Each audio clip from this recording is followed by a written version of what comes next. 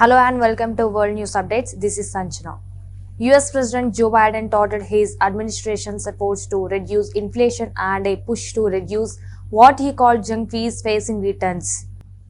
Over the past year, we've seen dramatic decline in inflation. It dropped by 2/3 down to 3% at a time 50 years. I've rejected the notion that the reason for inflation is the only way you get inflation down is reduce employment and or reduce wages. Remember, the experts said to get inflation under control, we need to lower those wages and drive up unemployment. But I've never bought that. I don't think the problem in America today is too many people working or working people are making too much money. Instead, we focus on getting Americans into the workforce by fixing a broken supply chains and lowering cost. The fact is, companies made record high profits during the pandemic. Now those costs are coming down, and so is inflation. We need to keep bringing down the markups in their margins and continue making progress on inflation. We're cracking down on hidden junk fees and rental housing. Folks at home know having to pay $100 or more just to fill out a rental application, even though the credit check can cost as little as $20. The application fees can be a profit center for landlords. Some accept applications from hundreds of potential tenants, far more than they could seriously consider renting to, just to collect these fees. And then some charge surprise fees just to pay your rent online, or fees for services that should be included in rent, like mail sorting and pest control. It's simply not right, and we're going to move on it. Now, several real estate companies serving tens of millions of renters, including Zillow, Apartments.com, AffordableHousing.com, they've joined us to take action against these junk fees. They're updating their websites to show renters all the hidden fees up front so you can know the full cost before they sign a lease. Over the past year, we've seen dramatic decline in inflation. It dropped by 2/3 down to 3% at a time 50 years. I've rejected the notion that the reason for inflation is Israeli President Isaac Herzog's comment on how religious observation and a large pride parade coexist in his country met with mixed reactions in the US Congress. While Democratic lawmakers rose in applause, Republicans remained seated and silent. Our democracy is also late Friday afternoon when the sound of the muezzin calling to prayer blends with a siren announcing the Sabbath in Jerusalem, while on one of the largest and most impressive LGBTQ pride parades in the world is going on in Tel Aviv.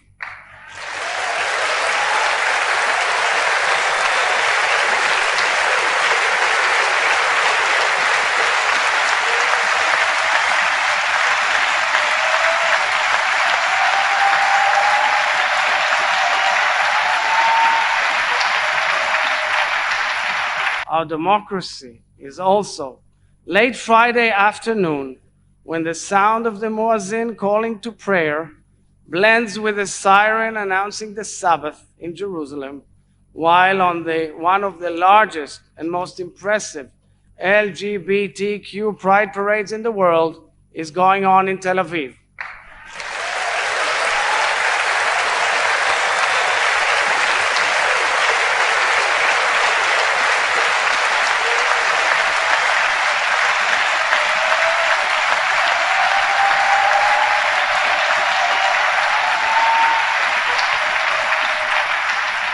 Our democracy is also late Friday afternoon when the sound of the muezzin calling to prayer blends with a siren announcing the Sabbath in Jerusalem, while on one of the largest and most impressive LGBTQ pride parades in the world is going on.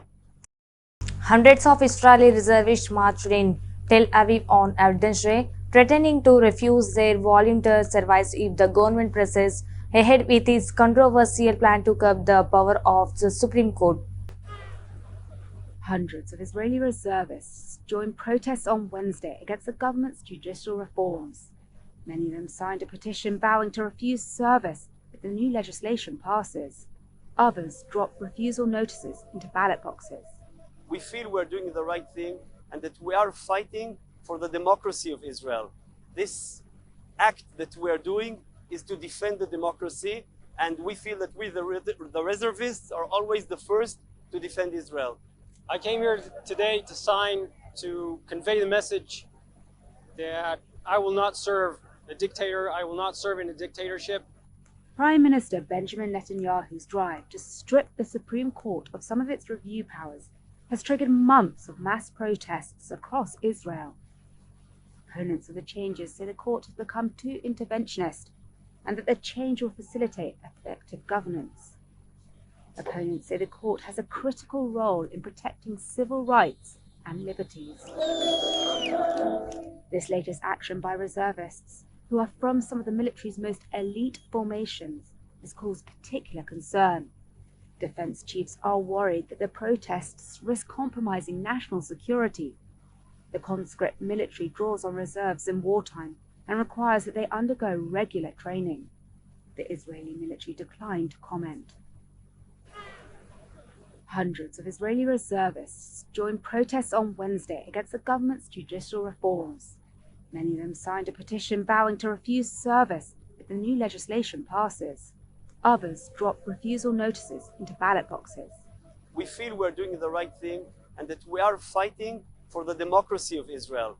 This act that we are doing is to defend the democracy, and we feel that we, the reservists, are always the first to defend Israel. I came here today to sign to convey the message that I will not serve a dictator, I will not serve in a dictatorship. Prime Minister Benjamin Netanyahu's drive to strip the Supreme Court of some of its review powers has triggered months of mass protests across Israel. Opponents of the changes say the court has become too interventionist.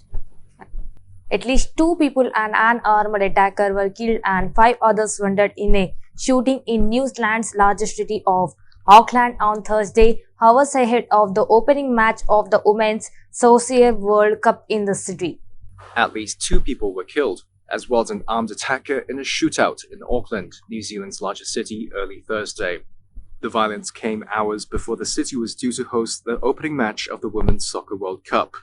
Police say the gunman arrived at a construction site with a pump-action shotgun and moved through it floor to floor, firing as he went.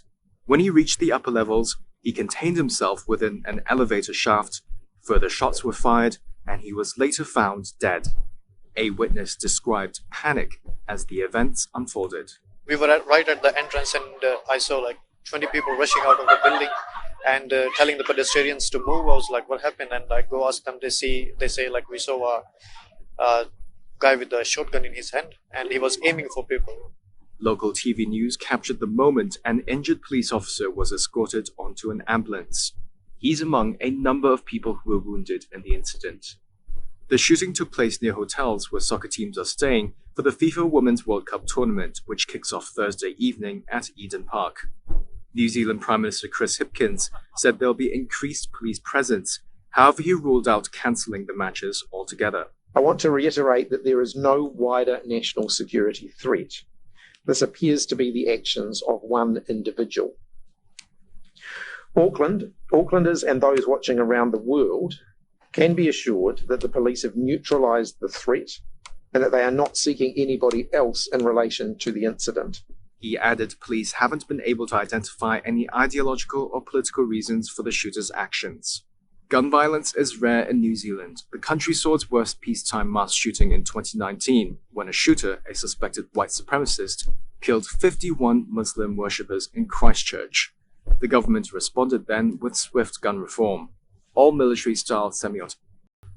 Tens of thousands of protesters took to the streets in Peru in marches organized by groups opposed to President Dina Boluarte. Many previous accused Boluarte of illegitimately removing and jailing her leftist predecessor Pedro Castillo.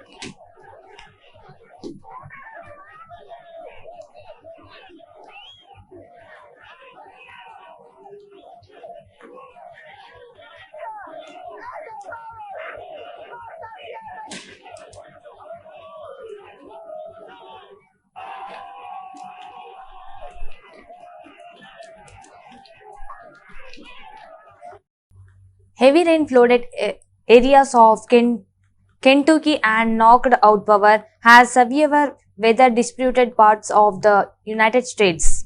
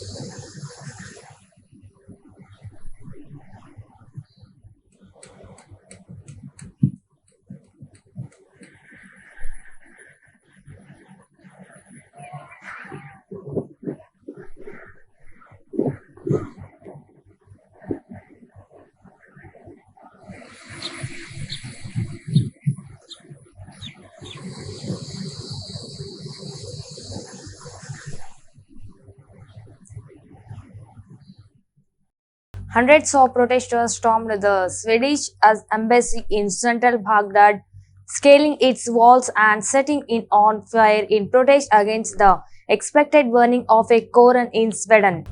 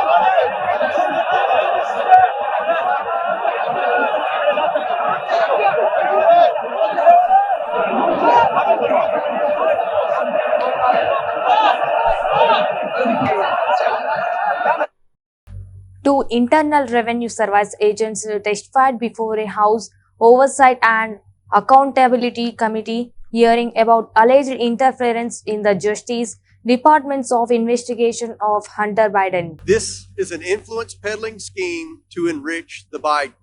Republicans on Wednesday led a House Oversight Committee hearing about alleged meddling in the Justice Department's investigation of Hunter Biden, and Republicans frequently took aim at President Joe Biden himself. Democrats on the panel said the hearing amounted to no more than political theater designed to tarnish the president.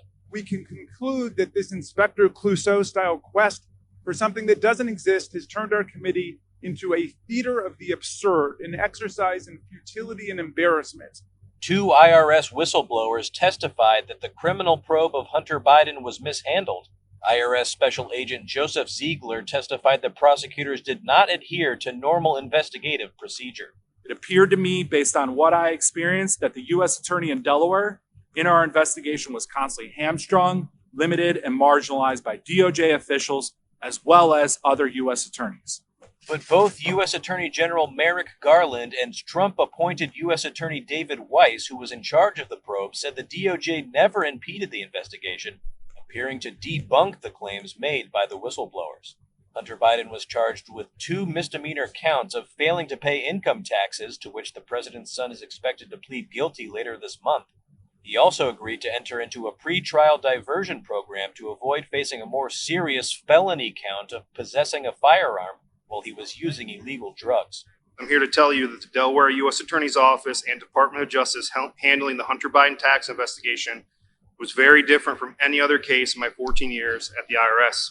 IRS Criminal Supervisory Agent Gary Shapley claimed investigators uncovered evidence of more serious tax crimes that could only be pursued in either Washington, D.C. or California, but not in Delaware. Shapley said that when Weiss sought permission from Garland to be designated as special counsel so he could bring federal charges from anywhere in the country, his request was denied. Mr. Weiss never made that request to me. Garland had already denied the claim at a press conference last month. He was given complete authority to make all decisions on his own. And Weiss said in a letter to Republican Senator Lindsey Graham last week that he never formally sought permission from the Attorney General to be designated as special counsel. This is an influence peddling scheme to enrich the Bidens.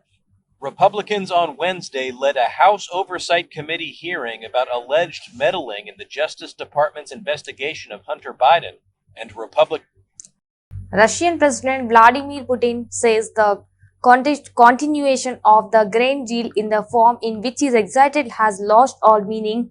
Speaking at a meeting with the Russian government, Putin accused the Western countries of turning the now expired deal protecting Ukrainian grain exports through the Black Sea, which elevated fears of food crisis into political leverage. Так называемые сделки. Начиная с 18 июля ее реализация была завершена. Это вывод из-под санкций поставок российского зерна и удобрений на мировые рынки. Второе. Должны быть убраны все препятствия для российских банков, финансовых институтов, которые обслуживают поставки продовольствия и удобрений. В том числе речь идет об их незамедлительном подключении к международной банковской системе расчетов SWIFT. Нам нужны не какие-то обещания на этот счет и какие-то идеи. Нам нужно выполнение так называемой сделки. Начиная с 18 июля ее реализация была завершена. Это вывод из-под санкций поставок российского зерна и удобрений на мировые рынки. Второе. Должны быть убраны все препятствия для российских банков, финансовых институтов, которые обслуживают поставки продовольствия и удобрений. В том числе речь идет об их незамедлительном подключении к международной банковской системе расчетов SWIFT. Нам нужны не какие-то обещания на этот счет и какие-то идеи. Нам нужно выполнение так называемой сделки. Начиная с 18 июля ее реализация была завершена. Это вывод из-под санкций поставок российского зерна и удобрений на мировые рынки. Второе. Должны быть убраны все препятствия для российских банков, финансовых институтов, которые обслуживают поставки продовольствия и удобрений. В том числе речь идет об их незамедлительном подключении к международной банковской системе расчетов SWIFT. Нам нужны не какие-то обещания на этот счет и какие-то идеи. Нам нужно выполнение так называемой сделки. Начиная с 18 июля ее реализация была завершена. Это вывод из-под санкций поставок российского зерна и удобрений на мировые рынки. Второе. Должны быть убраны все препятствия для российских банков, финансовых институтов, которые обслуживают поставки продовольствия и удобрений. В том числе речь идет об их незамедлительном подключении к международной банковской системе расчетов SWIFT. Нам нужны не какие-то обещания на этот счет и какие-то идеи. Нам нужно выполнение так называемой сделки. Начиная с 18 июля ее реализация была завершена. Это вывод из-под санкций поставок российского зерна и удобрений на мировые рынки. Второе. Должны быть убраны все... Protesters clash with security forces near the Swedish embassy in Baghdad during demonstrations ahead of a planned burning of an Koran in Sweden. Swedish authorities approved an assembly to be held outside the Iraqi embassy in Stockholm, where organizers plan to burn a copy of the Koran as well as a Iraqi flag.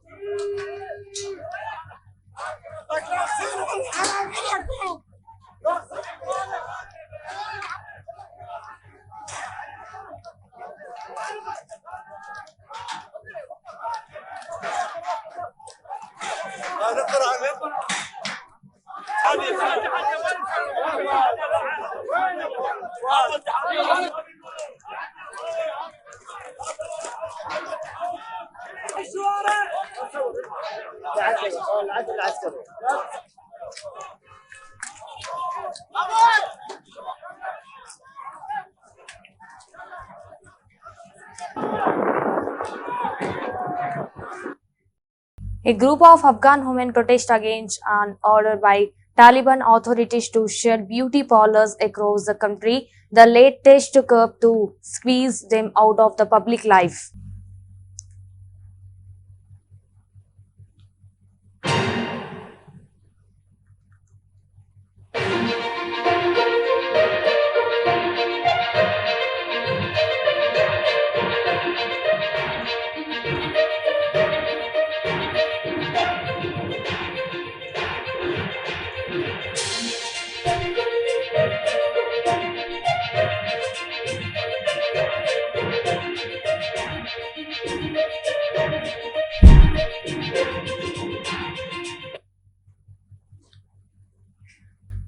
The Sri Lankan president is scheduled to arrive in India. Leading up to his visit, President Ranil Wickremesinghe he made a sharp comment concerning his presidency and his surname.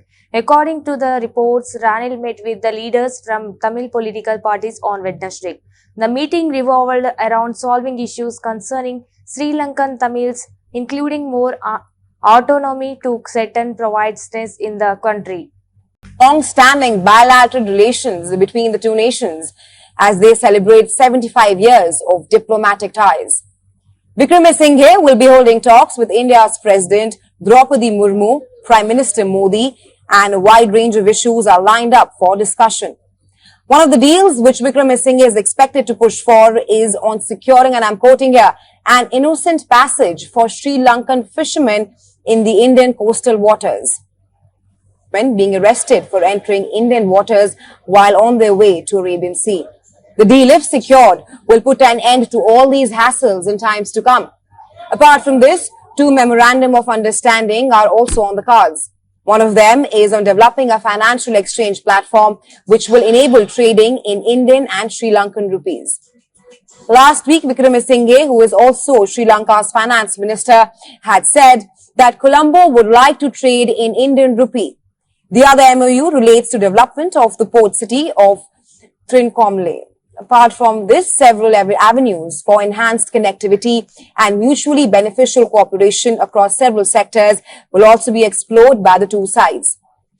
Sri Lanka, which met with its worst economic crisis a few years back, has been finding ways to bring its economy back on track and also replenish its foreign exchange reserves. New Delhi and Colombo share a long-standing economic partnership. Iranian actress has been landed a 2-year suspended prison sentence for failing to wear the mandatory hijab headscarf in public. According to local media of Iran, she was sentenced to 2 years in prison, suspended over 5 years for wearing a hat and failing to comply with the hijab law. Sentenced to 2 years in prison, suspended over 5 years for wearing a hat and failing to comply with the hijab law.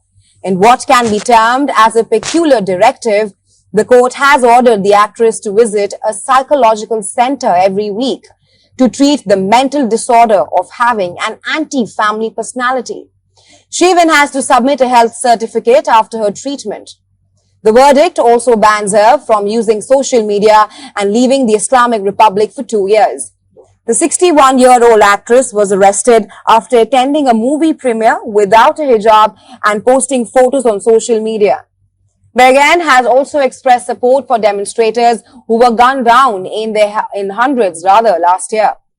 She now becomes one of several prominent figures who has joined millions of other Iranian women in flouting rules imposed on them by the Iranian regime, who made it illegal for women to sing or ride a bike in public, dress as they please, and leave the country without their husband's consent, among other restrictions, to name some, that is.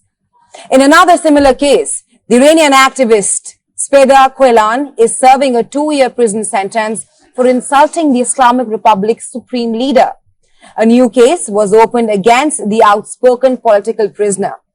This came following a complaint filed by a state TV employee against the activist. Her trial could not take place because she refused to wear the mandatory hijab during the hearing. Tehran has been stepping up its surveillance of women ahead of the anniversary of Mahsa Amini's death in police custody last September, which prompted nationwide anti-regime demonstrations that have continued in some parts of the country even today.